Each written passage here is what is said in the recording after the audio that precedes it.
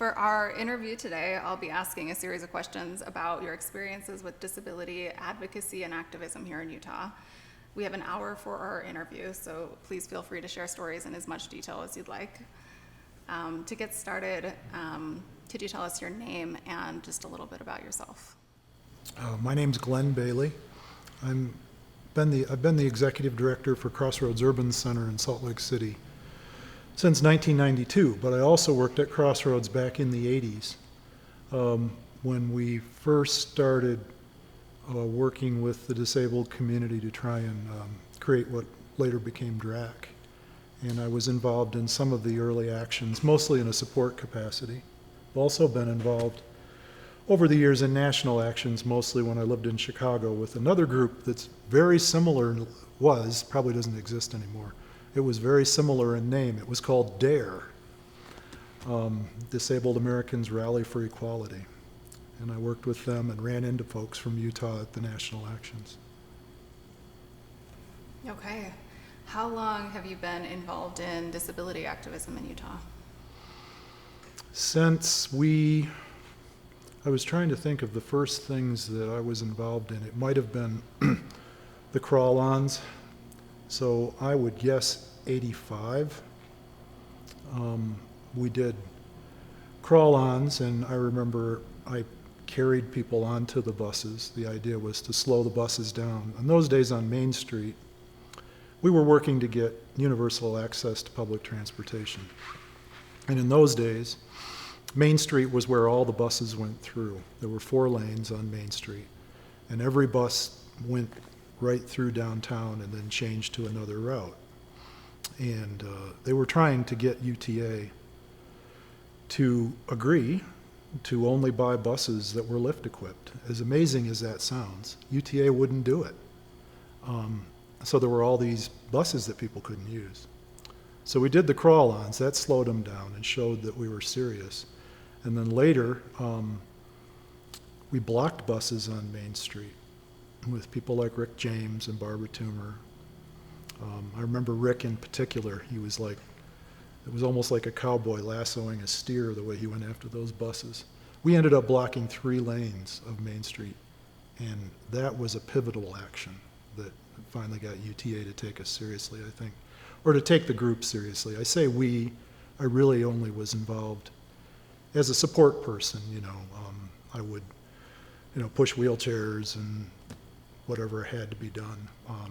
The people themselves were the leaders of those actions, of course. Yeah.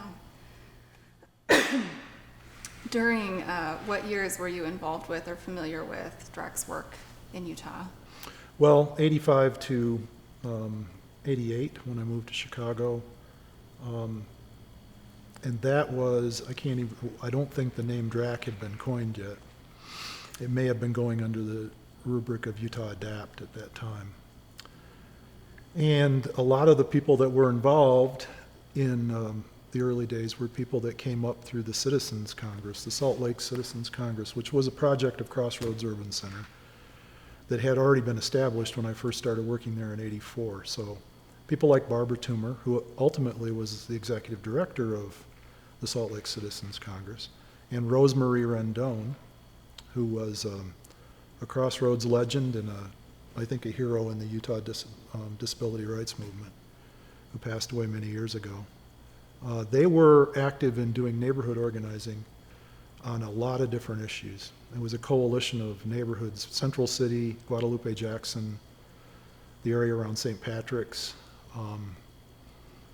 Those were 3 of the key areas that they organized and brought together in the Citizens Congress.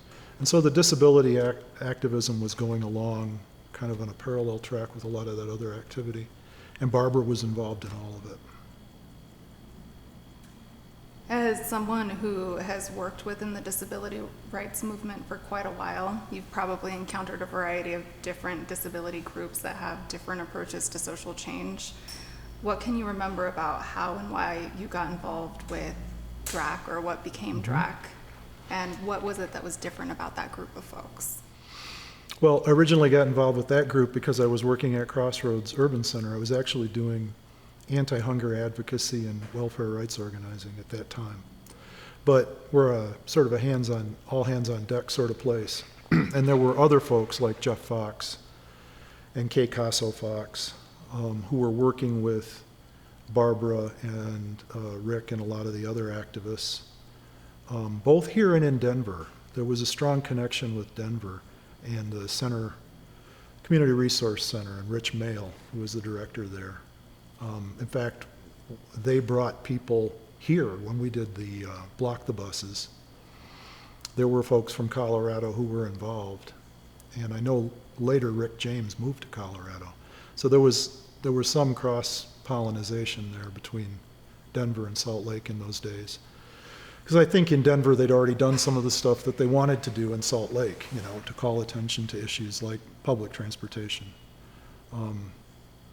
which is where the original ADAPT name came from. I can't remember what the acronym was, but it had to do with transportation specifically.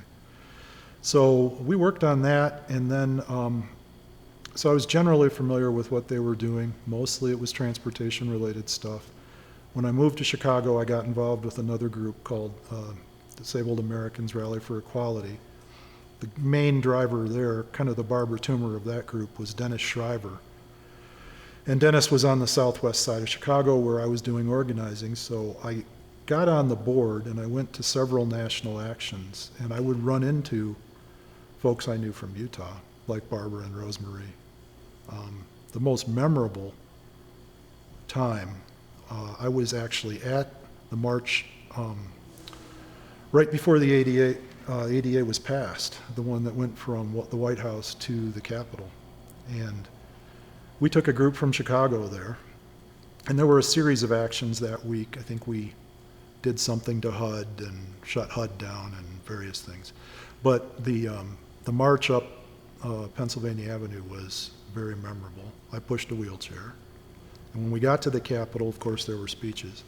But there were also people who got out of their wheelchairs and crawled up all those steps to that are on that side of the Capitol. I can't remember how many there were. It was some outrageous number. And on the lawn there, I ran into Rosemary and Barbara Toomer, and they had both done it in manual chairs, and it was a very hot day, so we kind of cooled out together.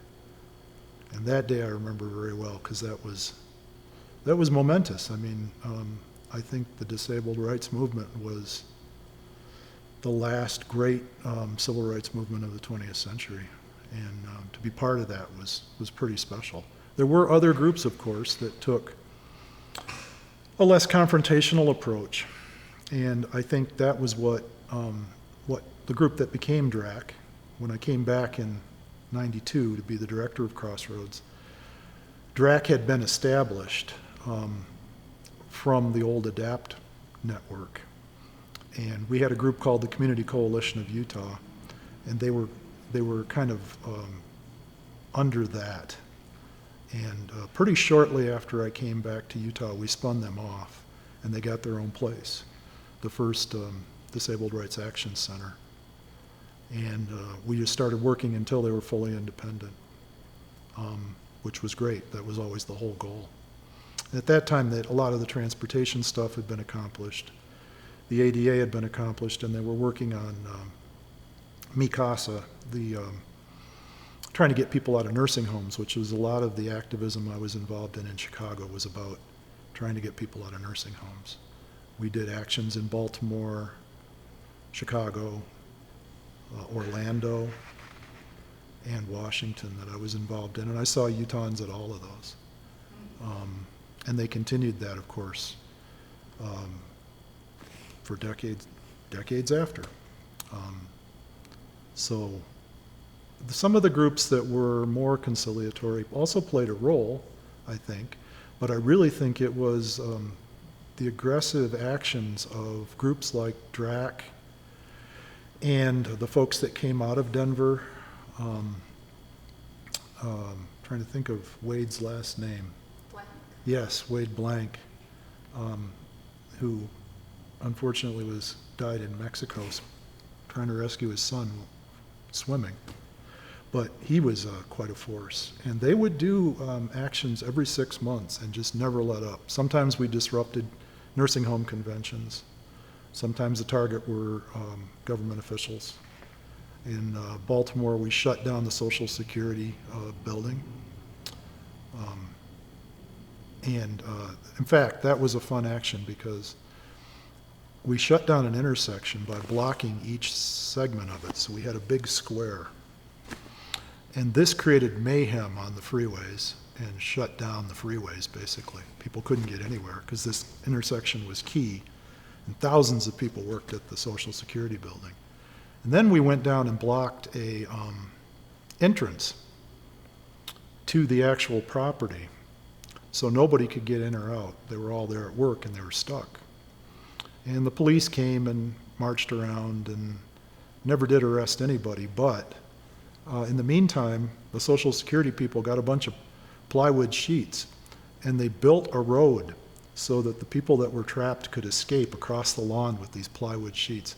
And we called it Adapt Way, I think is what they called it. So those were memorable times too. And there were Utahns, like I say, involved in all of it from DRAC. You mentioned cross-pollination with folks from Denver. Are there specific folks from Denver that you remember working here in Utah besides Wade Blank?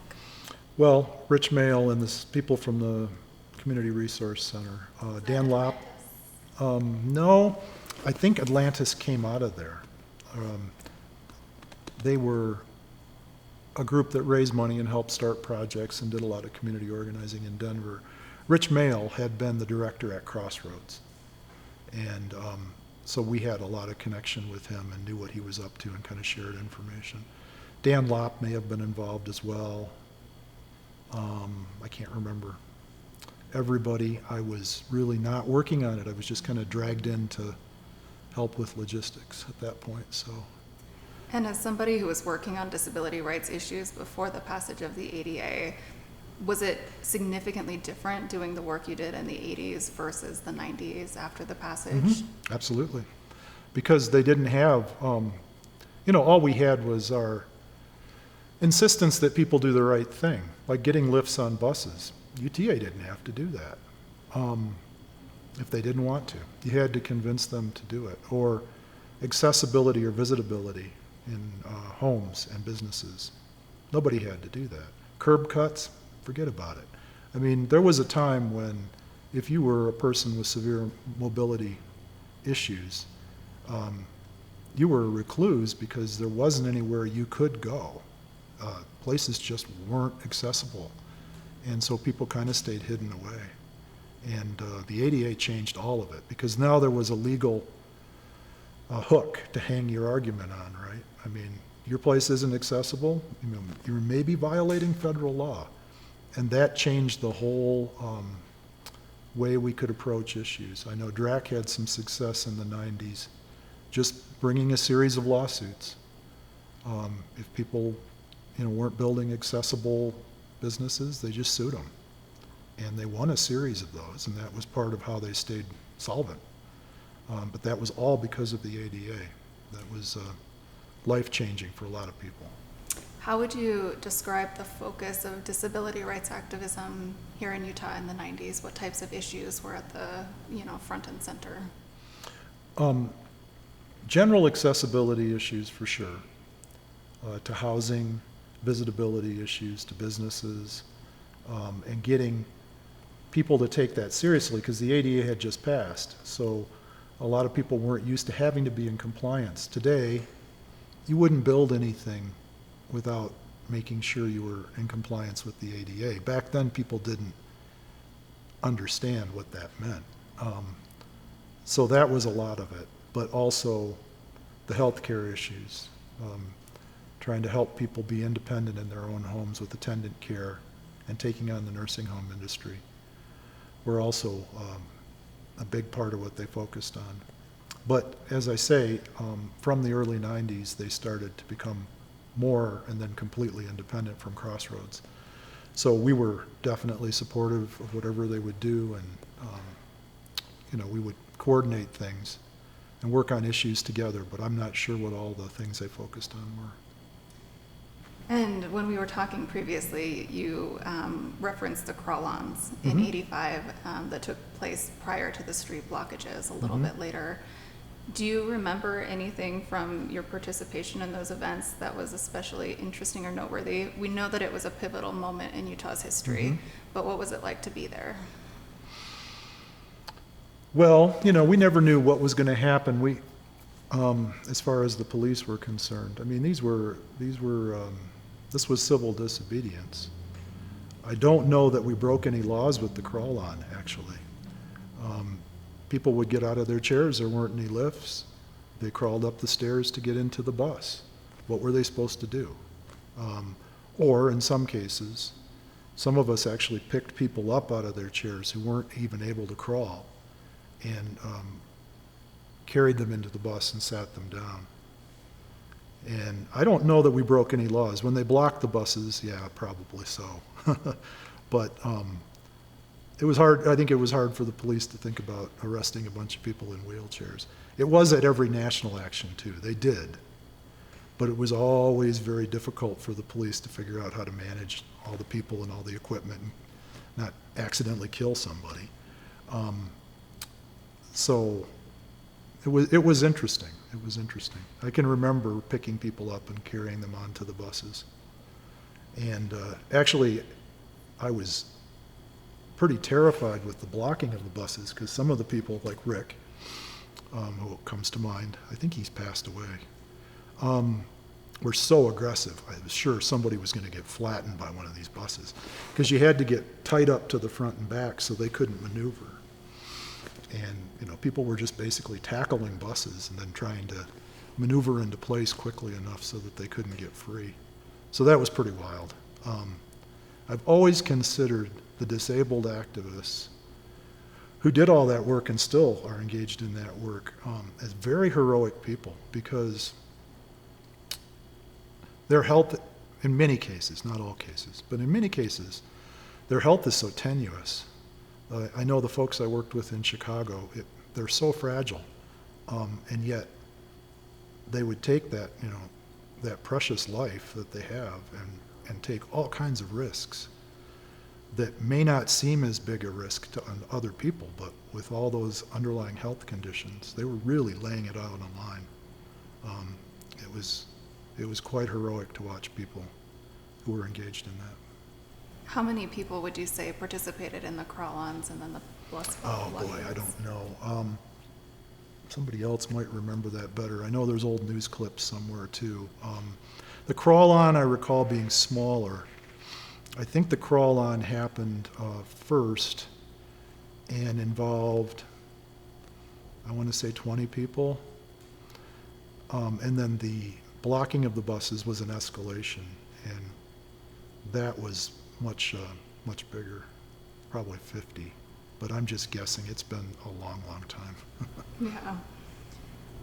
One thing that's interesting to me is the cross-pollination that happens across the country. You get independent living centers starting somewhere like Berkeley and then in Denver, and that work coming here to Utah. Can you think of any other important centers for that cross-pollination, any cities in the United States? I've heard Chicago and DC referenced as well. Yeah, we had two groups in Chicago. The group that I was part of, and then there was a Chicago Adapt group. And it was really funny because the people in my group used to call the Chicago Adapt people the beautiful people because they figured they were the disabled activists who actually had some money. And our group was the poor disabled activists, you know. So there was a little rivalry there. But other parts of the country, I know because I used to follow the national newsletters, there was quite a lot of activity in Texas.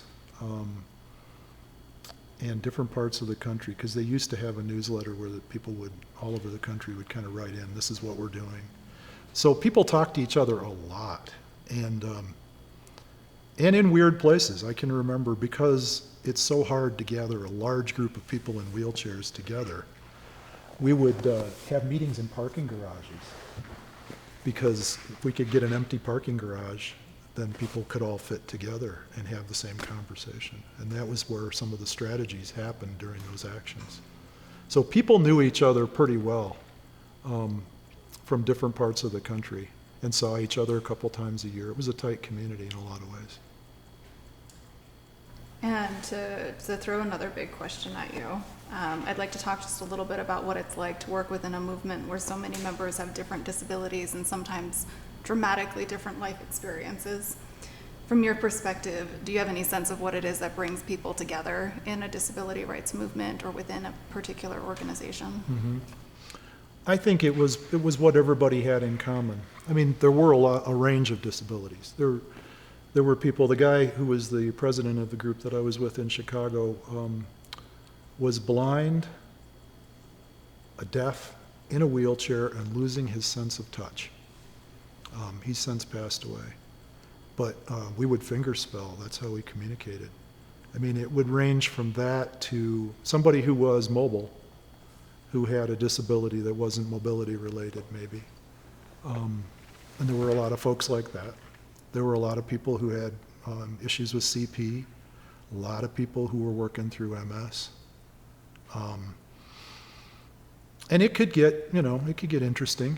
A lot of people with strong opinions who were willing to take action to improve their lives and other people's lives. So, there could be a lot of conflict, but everybody was working for the same thing. I mean, everybody had their own version of the same story, where they or somebody in their family had been discriminated against or diminished, had their life diminished because they were disabled and there was no accommodation for that. There was no effort to make folks with disabilities part of the larger community. And that was really the fight, and I think that's really what everybody had in common when you get right down to it. They wanted to be part of the larger community, just like everybody else. It was a classic civil rights battle. Yeah. And we touched on this a little bit previously. We've obviously come a ways since the passage of the ADA in 1990. Since that time, how have you seen the landscape evolved in the disability rights movement? Right. Well, what does it look like going from 1990 to 2021? Yeah. Well, I mean, people shifted gears as victories were achieved and started focusing on other battles. And I think the whole battle with for attendant care has never really ended. There's still a lot that needs to be done there, which is, getting people out of nursing homes became a huge focus, I know, for DRAC, and really, really important work. People who didn't need to be were in essence imprisoned due to their disabilities and how they were treated, instead of allowed to live independently or as independently as possible. So I think that was a big shift.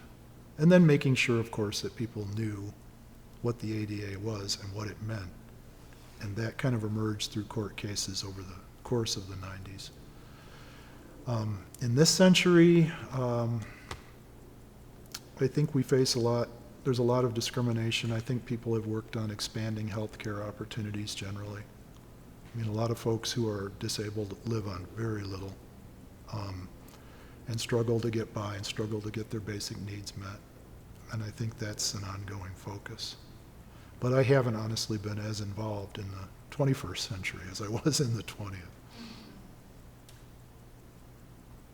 And in that,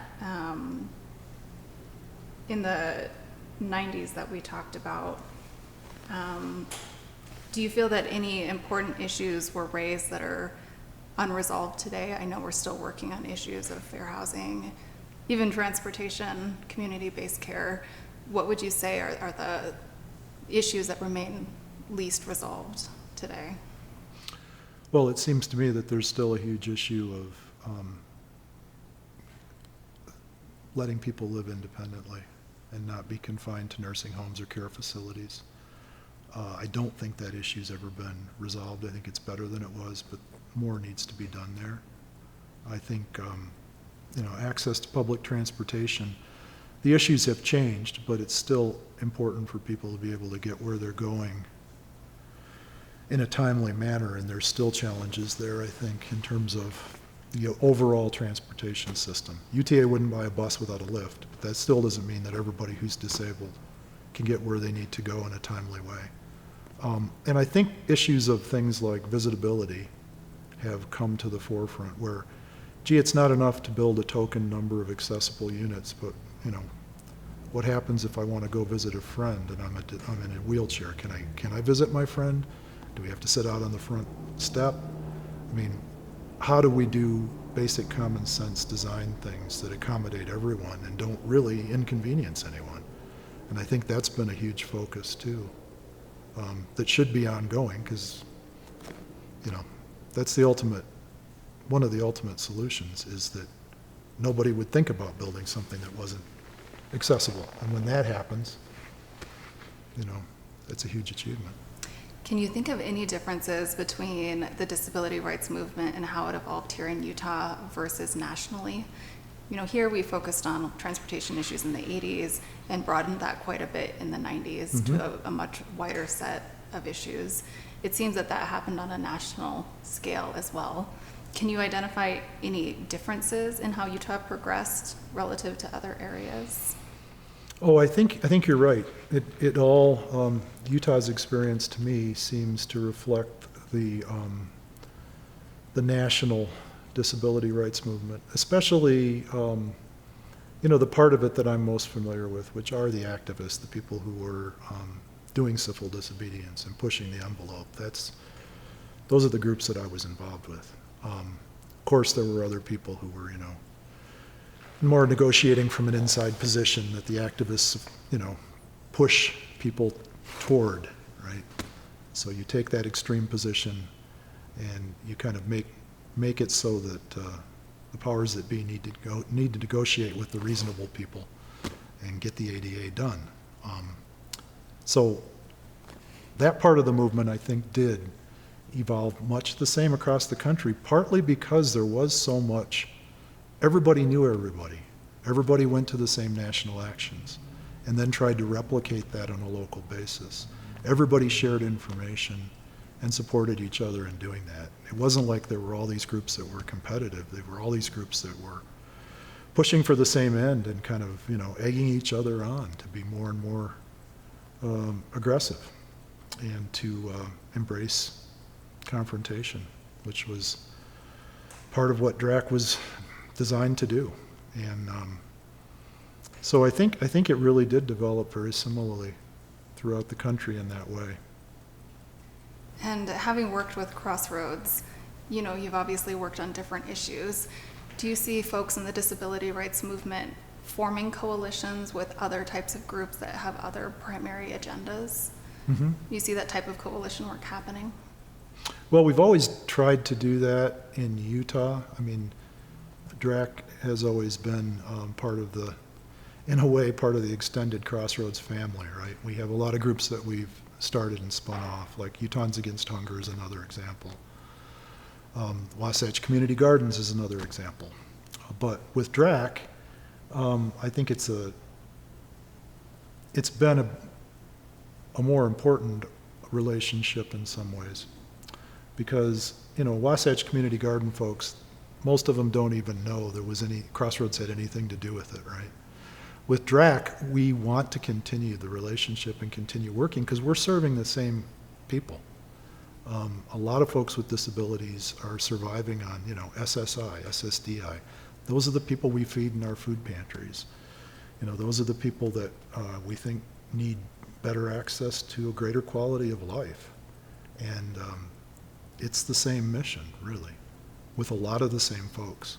So over the years, we have tried to do things in coalition with groups like DRAC, or other groups that we spun off. One was called Jedi for Women, Justice, Economic Dignity, and Independence for Women. That doesn't exist anymore, but it was a group for women who had kids who were struggling with low-wage jobs or living on welfare and looking for better opportunities. And there were a lot of commonalities between people in DRAC, people in Jedi, in terms of willingness to be confrontational and do actions, and the fact that we all really were working on the same quality of life issue. So I hope that we'll always work together. I can't see why not. And can you think of any examples of ADAPT or national level disability rights groups building coalitions with other types of organizations. You know, we see it happening here in Utah, but has it happened on a national scale as well? You know, I'm not familiar. I don't Okay. think I could answer that question. Okay. What can you remember about our founder, Barbara Toomer? And do you have any stories you could share that kind of illustrate the role that she played as a leader in our space? Well, yeah, I remember Barbara very well. I knew her, met her 84, 85, and knew her for the rest of her life. And we worked together. You know, we were both staff members at Crossroads for a time. She had a office where our food pantry manager's office is, right on the first floor, inside the main door. And the only way we could get people in and out of the building in those days, we've since built a ramp and a parking lot and things like that. But the only way we could get people in and out in those days is we had a porch lift on the front of the building, which was a terrible idea, but it worked till it didn't. And Barbara had a key for it, and that's the way she got in and out of the building. She also had an office in the very back of the building at one time, in the old cook's room off the kitchen. So we were on the same staff when she was the director of the Citizens Congress. She did a lot of really aggressive work on utilities and housing. They started a housing co-op at one time. You know, so we always kind of knew what each other was doing in those days. And then when I came back from Chicago, of course I'd met Barbara several times at different actions. But then I think they were very serious about becoming independent and making their own decisions and not having some kind of a nonprofit above them. And we worked together to make sure that happened. And I was delighted that DRAC was able to figure out a way to survive all these years, because a lot of groups don't. I mean, they make that break, become independent, and aren't able to sustain themselves. And in this case, DRAC did, and it was largely, I don't want to overstate it, but Barbara was, I don't think without Barbara, DRAC would have survived. I think she kind of put it on her back and made sure. And that could be good and bad. It was good because I don't think DRAC would survive. But to some degree, she was the group for a long, long time, and I think that had its challenges too. But there was no quit in her, not any. She was never going to quit. And nobody could make her. We were going to fight that fight until we won, and that's it. And that's the way she was. But she was also very kind and a really good person to know, a good friend. I still to this day have this this bizarre little Christmas ornament. It's a reindeer on a big metal ring that she crocheted or something. And it hangs on a doorknob. So I put it out every year. Think about Barbara. She gave me that for Christmas one year. Do you have any stories about an action that she took point on that succeeded as a result of her leadership? Oh, yeah, there were a bunch. I can remember one time we invaded a UTA board meeting. This may have even been before the crawl-ons. And she was in a manual chair in those days. And she went in to that board meeting, and they just went into the board meeting and refused to leave and took it over and started talking. And Barbara was front and center, making the statement for the group, making the demand. And I remember that. And that's, she was never shy about stating her case. So I certainly remember that. Another time, more recent, when the fight happened over whether or not to expand Medicaid, it seems to me she was one of the people down blocking State Street in the midst of all that mayhem in the early part of the Trump administration, I think. Maybe it was even longer ago than that. I'm trying to remember the exact issue, but I remember here's this woman in a power chair in her 80s, and she's still out there in the middle of the street, risking herself. She just never quit. Yeah. Are there any other topics that we haven't had a chance to touch on today that you'd like to speak about, or any memorable stories to share? Yeah, I'm just trying to think. It seems like probably are. I don't know. Nothing's coming to mind right at the moment. I'm especially interested in that early period in the 80s and 90s because we don't have enough interviewees to speak to those topics. Mhm. Do you have any stories from that early period outside of the crawl-ons and the bus blockade? Yeah, I'm trying to remember some of the other things that they did. I can remember going to the open house for the first Disabled Rights Action Center. That was a big deal. I can't even remember where it was. I think it might have been on West Temple or something. It was a little rented place. And people were so pleased to have a space of their own. I can't remember how long they stayed there. And I know it's moved around quite a bit over the years. But just opening that first place, we still have pictures of that celebration when we first got there, you know, and opened that place. And it was right before DRAC became completely independent. And that was a big deal. Yeah, I'm trying to remember if there's other. I know we incorporated as a 501c3 in 1993. That seems right. We yeah. put 1991 as the date that we, came together officially as a group. Yeah, that makes sense. Because it wasn't too long after I became the director in the fall of '92 that we started, really being more aggressive about spinning them off, because that's really what the group wanted, clearly. And that's what, obviously we were doing it to empower people, and if that's what they wanted and they were ready for it, that's what we were going to do. So, yeah, I can remember talking to the group at a board meeting about that, how insistent they were, and how they really wanted to move in that direction and get that done. That must have been '92 or early '93. So. Are there any other actions? You've mentioned the work that we've done with UTA. Invading a board meeting is interesting. Do you remember anything else about the relationship with UTA in that early period, kind of after the, in the early 90s, after the passage of the ADA? I don't really know, because when the ADA passed, I was living in Chicago, and I don't remember the first couple of years here in Utah. What were things like in Chicago at that time? Well, I was so wrapped up in trying to be the support person for that group. I mean, when we would go places, we could take 15, 20 people, and they all had a range of disabilities.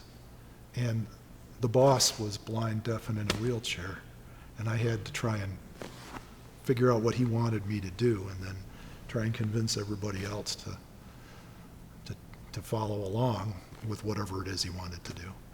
And you can imagine how strong all the personalities were within the group. So I was always pretty wrapped up in the logistics of the whole thing. I mean, if you've ever flown with a power chair, what a disaster. We would go places, and they would make us take the batteries out of the power chairs, and then we'd be in the gate area trying to reassemble them. And in every action, there was a room in the hotel, the principal hotel where people stayed, that was just for wheelchair repair. And it was busy all the time, where people had breakdowns and things. I remember a pair of jeans I ruined with battery acid trying to rebuild those bloody chairs after we got off the plane. So the logistics were quite something with a group like this. It wasn't like they were all just going to fly somewhere and meet up.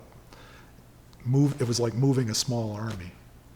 So that's my main recollection of those actions. Okay.